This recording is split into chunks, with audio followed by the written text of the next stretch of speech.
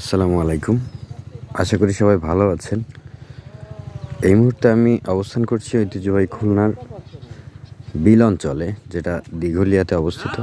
আপনারা জানেন দিঘলিয়া অনেক কারণে মানে পরিচিত খুলনাব্যাপী। সেটা শিল্প অঞ্চলের জন্যেও, কৃষিকাজের জন্যেও, মাছ চাষের জন্যে, বিভিন্ন কাজে দিঘলিয়া দ্বীপটা খুলনার জন্যে খুব গুরুত্বপূর্ণ। তো সেই দিঘলিয়ারই ব্রহ্মগাতী নামক গ্রামে এখন আমি অবস্থান করছি, একটি ঘেরের পাড়ে। আপনারা দেখতে পাচ্ছেন ঘেরের পাড়টি।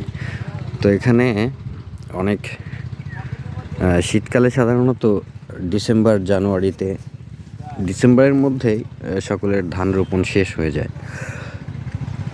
12 মাস ঘেরে মাছ চাষ করার পরে এই সময়তে ঘেরগুলি শুকিয়ে আপনার মাছ চাষ করা হয়।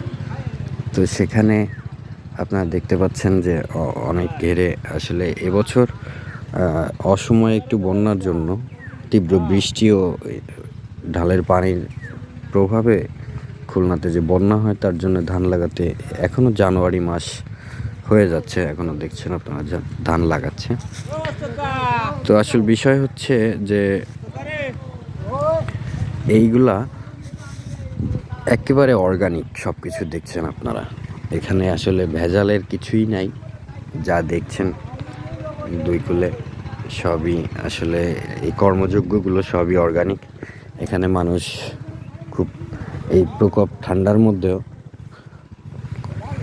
কষ্ট করে সারা দেশের মানুষের খাবারের চাহিদা বা চালের চাহিদা পূরণের জন্য তারা নিরলস পরিশ্রম করে যাচ্ছে এইসব কৃষকেরা। তো আমি আশা করি আপনারা সকলে দেখে বিষয়টা ফিল করতে পারছেন। এখন খুলনাতে তাপমাত্রা অলমোস্ট 15-16 ডিগ্রি সেলসিয়াসে চলে এসছে। তো তার মধ্যে রোদের কোনো বালাই নাই। আপনারা দেখতে পাচ্ছেন সম্পূর্ণ আকাশটা আমি আপনাদের দেখাই। রোদের কোনো বালাই নাই এই শীতে, এই কনকনে ঠান্ডার মধ্যে, যেখানে মানুষ পানি টাচ করতে ভয় পায়, সেই অবস্থাতেও মানুষ চাষিরা পানিতে নেমে, ঠিক আছে, অনেক ঠান্ডা ভোগ করে আপনাদের জন্য এই ব্যবস্থাগুলো করে থাকে। তো এই কৃষকদের জন্য একটু দোয়া করবেন।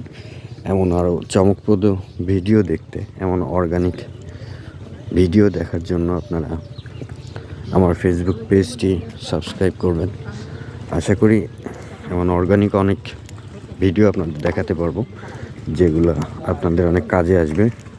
দেশ ও দেশের মানুষের জনজীবন সম্পর্কে আপনারা জানতে পারবেন। তো ধন্যবাদ সকলকে। সকলের জন্য শুভকামনা রইল নতুন বছরের। দোয়া করবেন সকলের জন্য। আসসালামু আলাইকুম।